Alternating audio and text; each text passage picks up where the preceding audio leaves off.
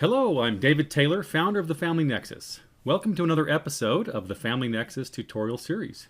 In this series, we explain the key features of the app and help you get the most of your family history adventure.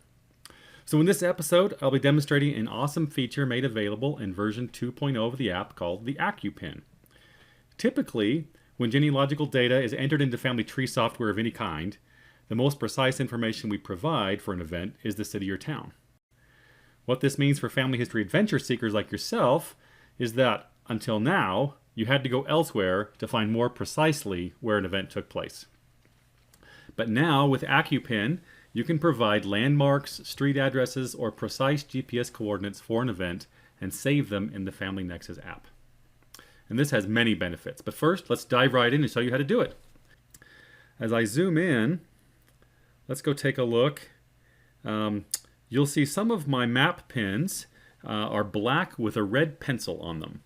Those are the Accupin events. So these are places that I have specifically edited to show the precise location. So here, if I tap on this one down here in South Provo, I see this is the birthplace for Sarah Jane York, my third great-grandmother. I learned this from a biography written by her daughter. So what we are going to do right now, let's take a look at Sarah Jane York. I'm just going to swipe up and show the other events for her. We have a birth, marriage, and I have a residence event in 1940. So I tap on it. Right now it just shows Provo, Utah. If I tap on it, it's going to take me to the map. And right there with 133 other events, right there in the center of town, I see the residence for Sarah Jane York. But I looked at the 1940 census and it lists her address as 113 South, 600 East in Provo. So let's go ahead and create an Accupin location for this event. First I tap on Options down below the event card.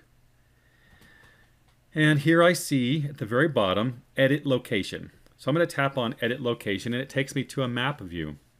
I have the option of searching, or typing in an address, or simply tapping and moving the pin. In this case, I'm just going to go ahead and type in the address, 113 South, 600 East in Provo, Utah. And there it is. I'm going to tap on it. We'll see the pin move. Then I'm going to tap Save Location. It'll take just a moment for this information to upload to the servers. Then we get a success message that says event location saved successfully. Then all I have to do is I can either hit cancel or I can tap the back arrow up here in the top left corner. And now I see the Accupin location for Sarah Jane York's residence in 1940. I can tap on it and up will come the event card that says her residence in 1940. So what are some of the benefits of doing this? Well, first off, it makes the map more accurate as well as visually interesting. Instead of everything showing up in the center of town like this big circle of events, now I have things throughout town that shows exactly where things took place. You may find, like I have, that many family members live in the same neighborhood as the other siblings, parents, or cousins, for example. In addition, family history becomes more collaborative and fun. When you update a location, any family members with the app will get an alert on their phone and they're given the opportunity to accept the update that you made.